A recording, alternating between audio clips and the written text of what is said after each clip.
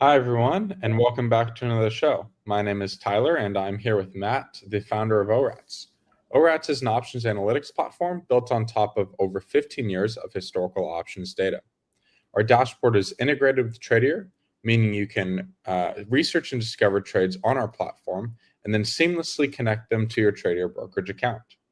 Today on the show, we're going to show our latest beta dashboard and discuss how to reduce overfitting and path dependency in backtesting. Matt, do you want to share a screen and get us started? Sure.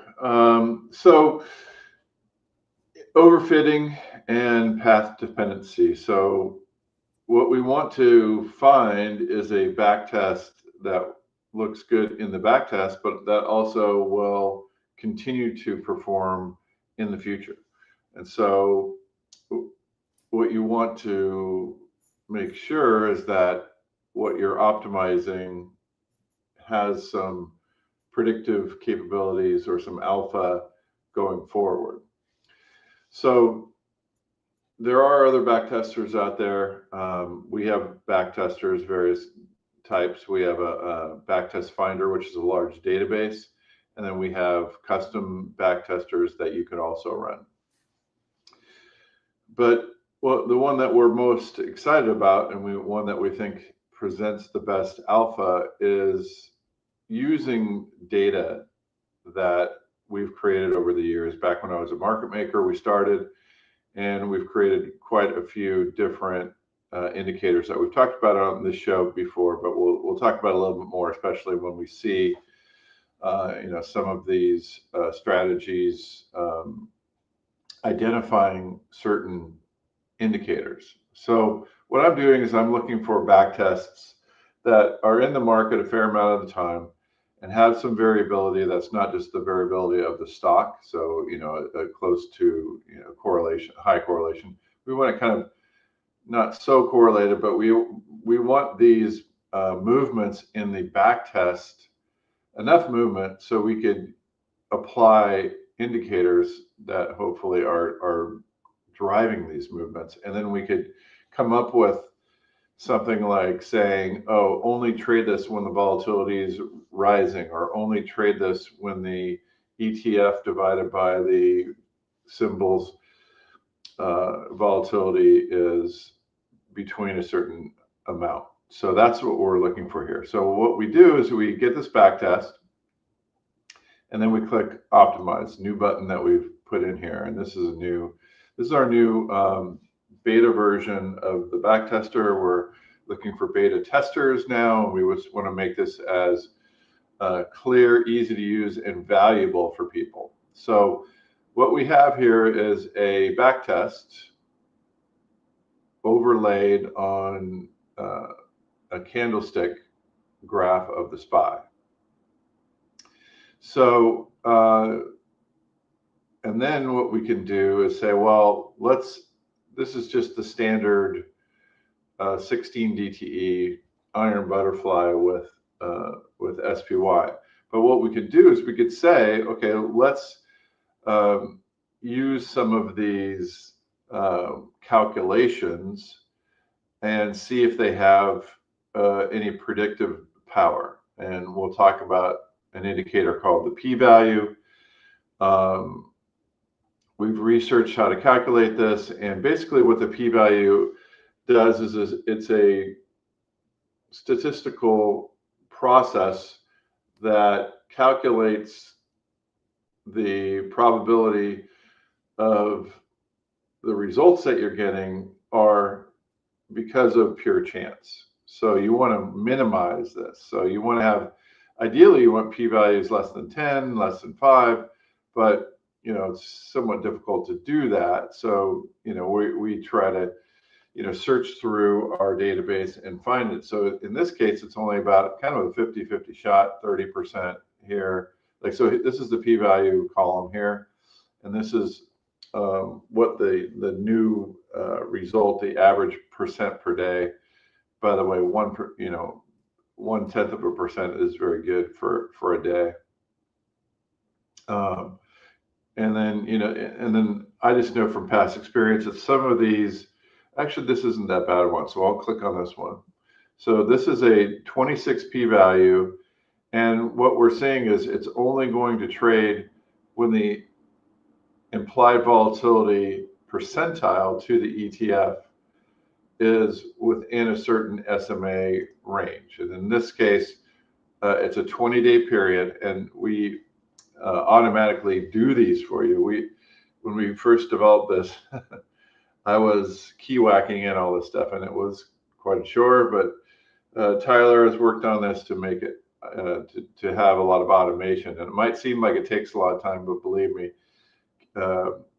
actually inputting a lot of these, it takes a lot longer. So this one will look for a period when the SMA 20-day is less than the 50-day.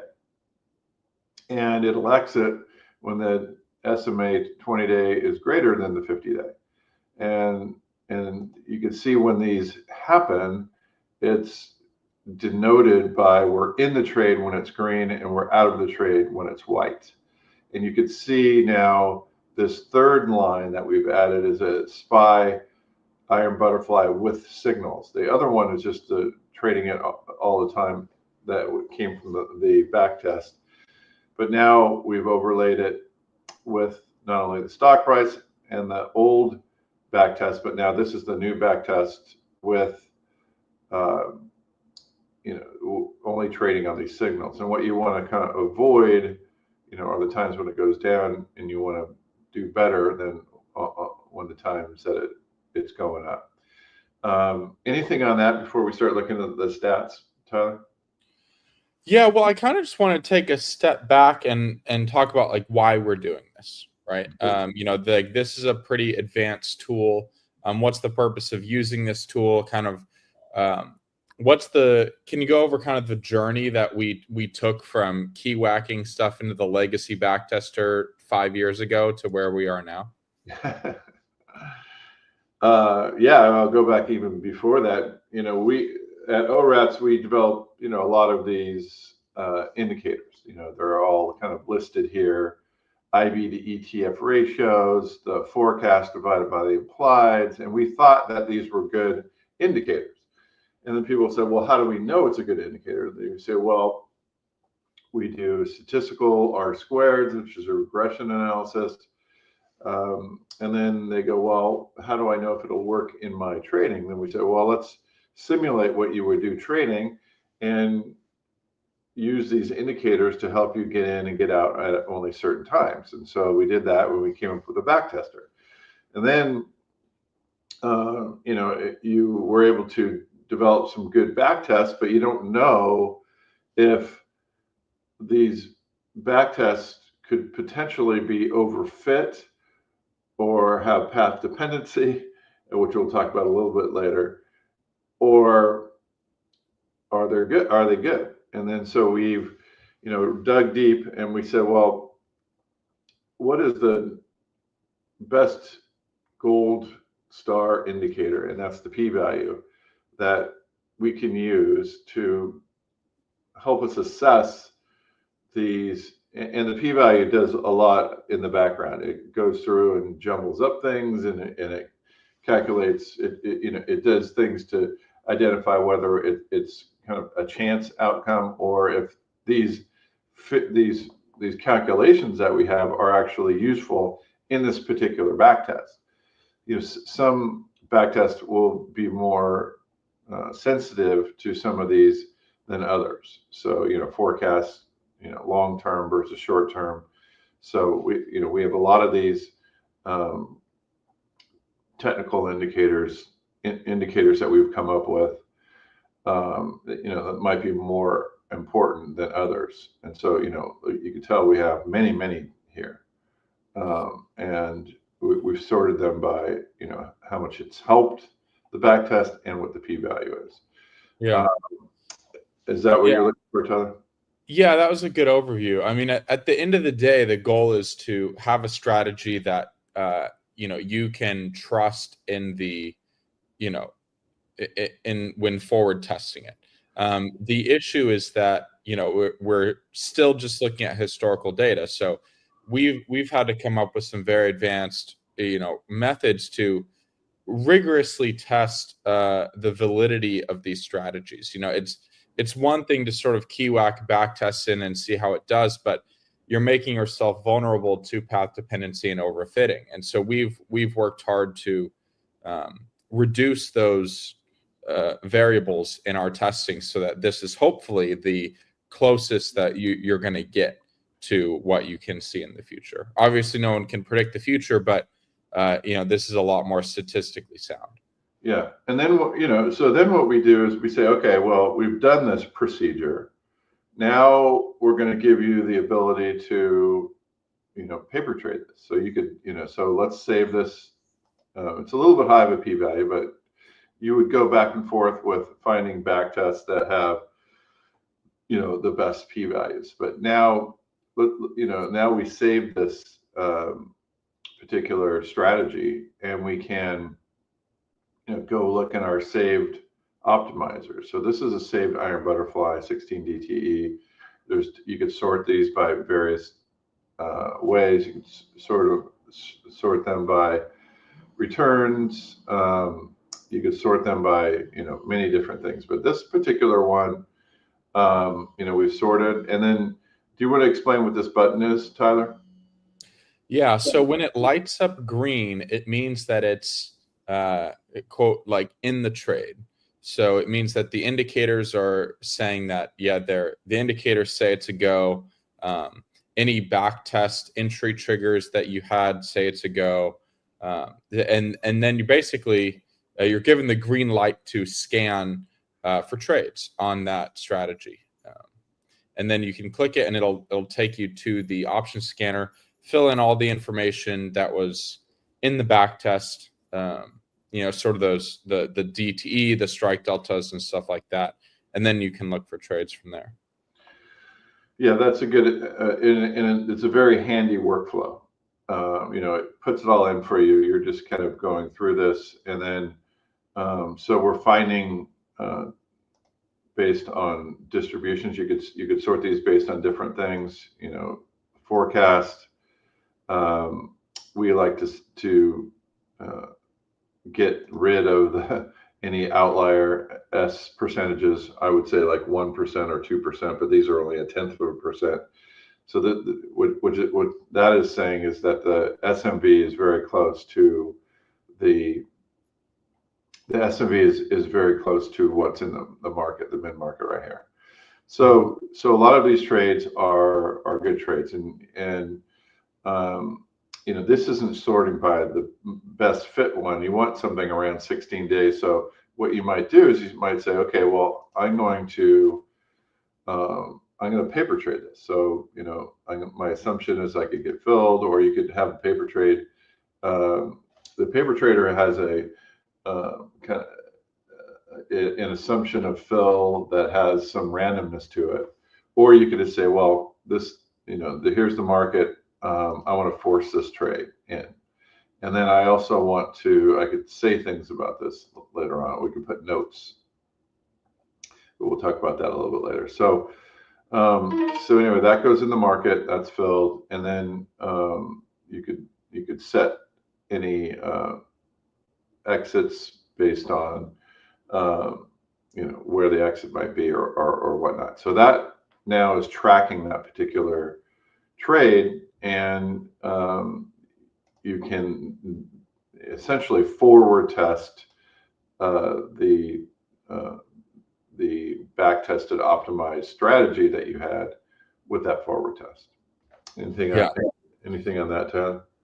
Yeah, I mean, that's the full process. Where our goal at ORATS is to make that process for our users the easiest as possible, the most seamless and fastest as possible. So I mean, we're definitely making a lot of strides in that direction. It's great to see this sort of coming full circle, from backtesting, and the backtest finder has 339 million backtests now. So that's over 100 symbols, 15 strategies for each symbol.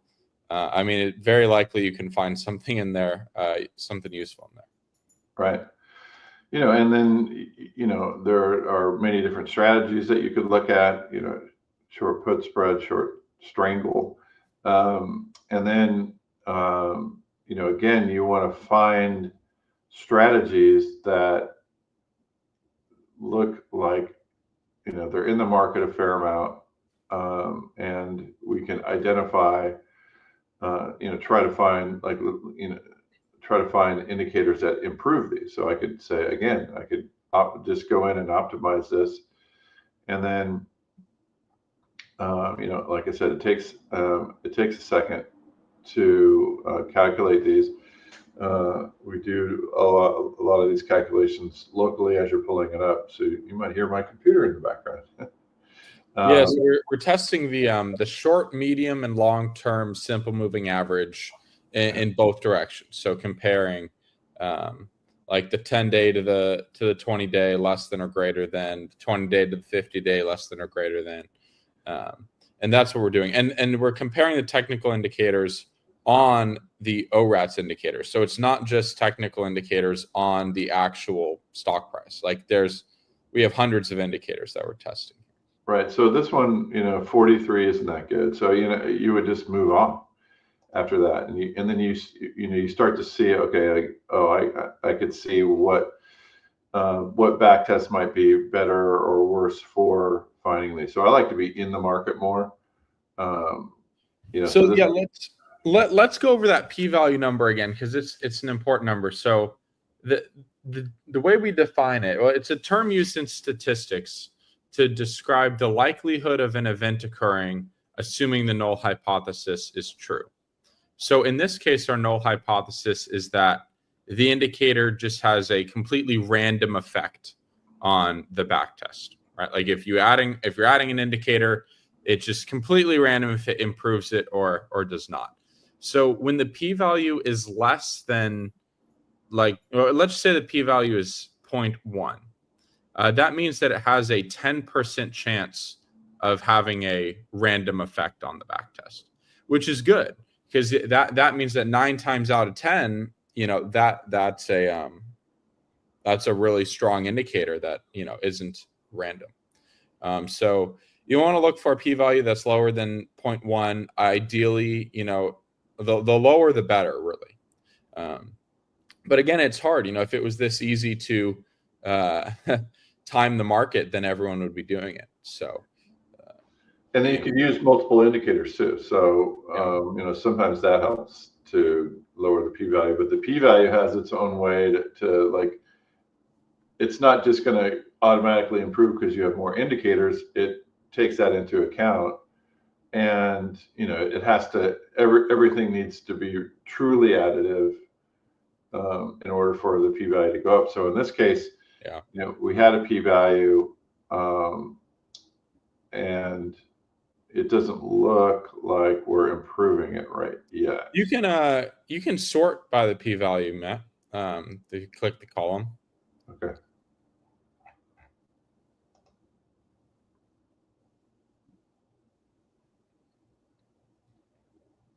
That's sorting from largest to smallest. Yeah. So the lowest we're seeing is like 0.4.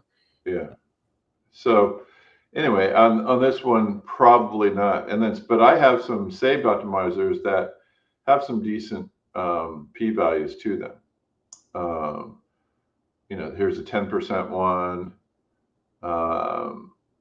Here's a 1% one for XLE. So that's essentially there's a 1% chance that indicator has a random effect on the backtest to achieve that average percent per day. So I mean, that's pretty good. Yeah. So some are high, but I still put them in there because they have decent looks to them. I'm just kind of scrolling down and looking at these. Here's another one, DJX, but that's not. I was trying to look for one that's in the market right now that's really low. But I don't see. So the lowest one in the market, there's a 0.9 for solar.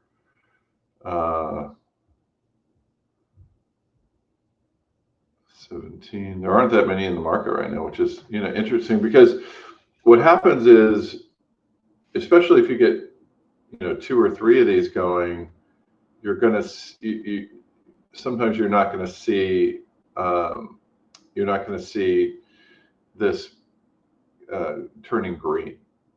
So what we see here with this one, one of the things I wanted to show you, Tyler, is we haven't talked about this yet, is the original test. No one really looks at the percent per day, but until you start doing this, because that's what these are every day that you're in the trade. What is the percent per day? The margin returns, you're only in the market half the time, but your returns are still higher than the original. So that's good. And then so we try to make it easy, like the green are better than the original. So that's what all these. In this case, how this did in a bullish market was worse. We only made 3%, whereas before it made 6%. But it's better over the last 5 years, better over the last year, and so we put these calculations in to help you look at how the new one compares to the old one. Yeah, those I love that stats drop down. You can see so many things so concisely right there. Right. And we have slippage, so we should maybe talk quickly about like how we calculate these, how we apply the indicators, because we're not necessarily going in and redoing the back test. Yeah, we're making some assumptions. So let's just talk about, first of all, the back test. In order to reduce path dependency, especially 16 DTE it's considered kind of a medium to short term trade, but we have some trades that are longer. If you only traded once every quarter, that might have some path dependency to it. What that means is if the stock has just gone up, and so you have this, put spread on, and then the stock tanks, it's not going to affect the put spread that much because it's so far away from it. But if you kept trading your put spreads, it has more of a normalizing effect, or an effect that you might expect if you actually had the trade on, because it's going to keep the trades closer to what you would put on at the very beginning. So that's the first thing. In order to reduce path dependency, we assume you trade every day. Now, you don't want to do that, if you're trading, but it just helps make the returns match more what you would expect if you're closer to the market. So that's the first thing that we do. Then we get pretty accurate daily returns. And then with the daily returns, that's when we start using the indicators. So we're doing this indicator analysis using daily returns. And you might say, well, is that fair? And we think it is fair because we've come up with a method for applying slippage. So we have commission, we have overall spread slippage, we have defaults where you would trade that have held up over years of doing it. So like if you have a one leg strategy, you might travel 75% of the bid ask spread to trade. If you have two legs, you're going to have a wider market, so you might only have to travel 66%, and three legs 55. And if you have a four leg condor or something, you don't have to travel 75% usually. The 3% is a pretty good edge for market makers to trade. So we have baked in this slippage into the particular outcomes. And if you take it out, you can see that the results are, a lot better. So clearly slippage is, obviously a pretty big negative. It's not too bad in this strategy because you can see that you're trading in, you're trading out. It's not like trading like some strategies you'll see, a lot of trading around it. And then the slippage is a much more penal. Yeah. But in this case, it's not that bad. Yeah. The slippage definitely. Can you toggle it on and off really fast? Yeah, I just did. I think it's like, so it's 0.24 is the daily here. Yeah. And then, so it's just 0.25, so it's not that much different. You can see how it does improve the p-value as well, Yeah. but so it's not too bad in this case. Yeah, the slippage, we've seen it have a massive effect. Yeah. It kind of just depends on the back test. Yeah, if you're trading a lot, like I said, like some backtests, you'll see them in and out 4 days. This whole period is 31 days, so so slippage is not going to bother this too much. Yeah, the slippage, definitely want to make sure you have that turned on. It's turned on by default, but sometimes turning it off is kind of interesting to see the effect it has. Yeah, and you can see it here. Like it's important enough, so we say, hey, you use slippage on that, so that's good, right? Yeah. So all these things that we've thought very carefully about how we do. I mean, we've been working on this for a lot of months, so we've thought very carefully about how to make this the most statistically robust implementation of backtesting, and it's magnitudes better than just key whacking in. So we're excited for you guys to use this approach, and we're excited for the whole thing to sort of come together, the end-to-end strategy development with paper trading. So our goal is to just make that a lot more seamless and a lot faster for you guys. We're going to be releasing some curated strategies to go along with the beta, so you guys will be able to sort of hop into some really good quality optimized backtests almost immediately. And yeah, I mean, that's the new tools. Yeah, we're probably going to spend a few episodes diving into various things on this because there's a lot to go over. But yeah, thanks for the overview, Matt. Yeah, I mean, thanks for all the effort in making this. This is quite an effort. This is where I wanted to get to, when we started ORATS, or actually, that's not true. What happened was I really wanted just to have really good data that you could use to trade with, but then people kind of demanded, well, I want to backtest it before I put it in. And then after that, we said, well, we just, kept the progression going until, this is really the progression of the whole thing that we've done. And we've started with having awesome data and it's starting to be shown off here, because that's the hardest thing. You can make backtesters, but it's really hard to have the good data to have the alpha in it in order to get the p-values up so you can be confident to actually make money trading. Right, that's the secret sauce, the indicators. Auto is also getting a lot of improvements. So Matt, if you go and click the Ask Auto button.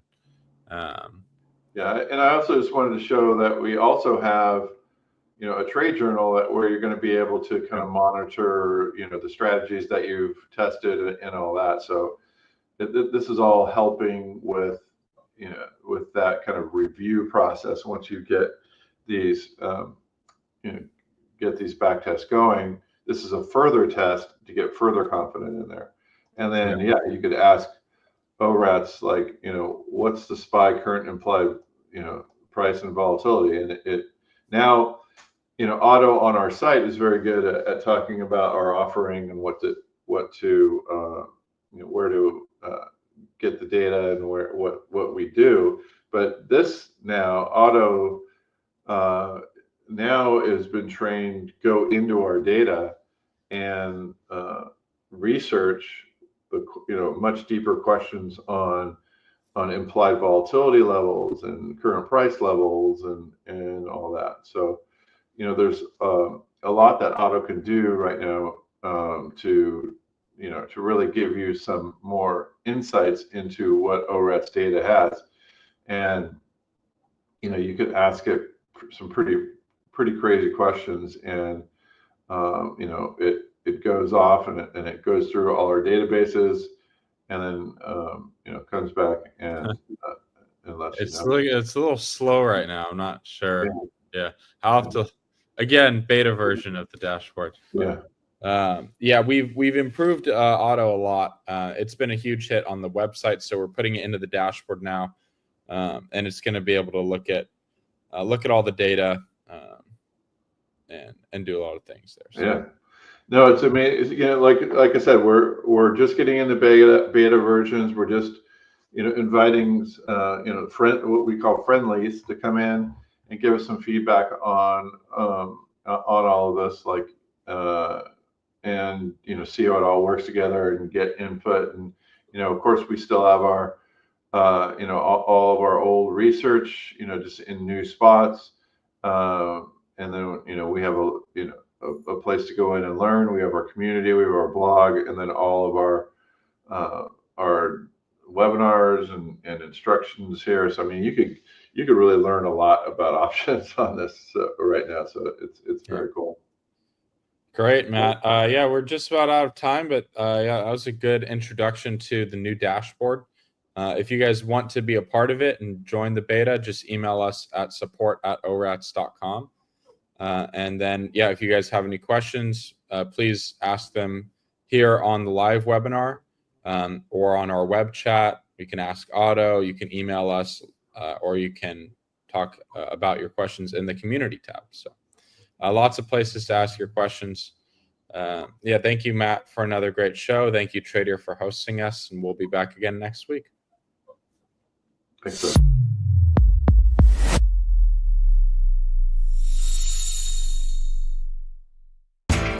You know how the financial world goes. Here comes the buzzkill. Please make sure to take some time to read this boring disclaimer. We will owe you one.